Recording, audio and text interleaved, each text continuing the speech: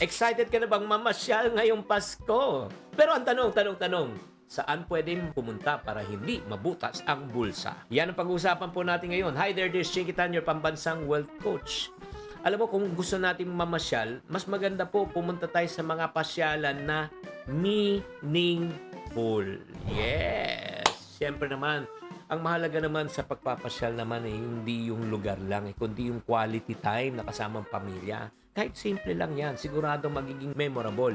Basta magsama-sama at syempre naman, hindi yung magtatampuhan. Minsan nga di ba? Nagkakainisan pa pag namamasyal kasi ayaw pumunta na isa, ayaw kainin yung restaurant na nako, wag na. Di ba magkaisa na kayo? Pangalawa, alam mo mga practical, open parks, open spaces. Nako, sa kunyari sa Metro Manila, Luneta, Quezon Memorial Circle, Quezon City.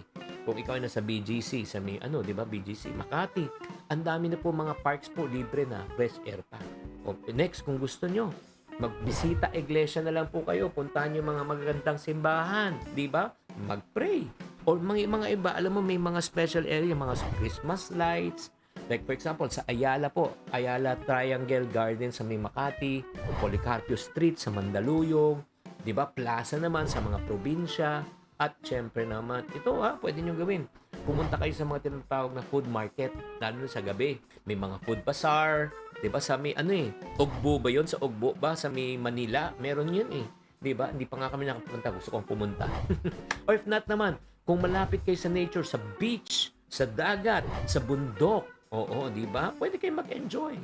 Pero ito yung practical tip pag kayo'y mamamasyal, imbis na bumili kayo ng pagkain, bring your own baon.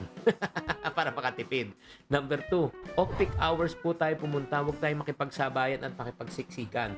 Pangatlo, mag-set po tayo ng budget. Maglaan ng maximum na gastos. At pang-apat po, syempre, selfie, picture, di ba? Video, masaya. Oo, di ba?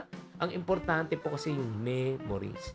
Ang mahalaga ngayong Pasko po ay yung saya na bawat na maidudulot ng kasama ang pamilya. Hindi kailangan magarbo, magastos para maging espesyal. Ang toong diwa ng Pasko ay nasa pagpamahalan at pagkakaisa.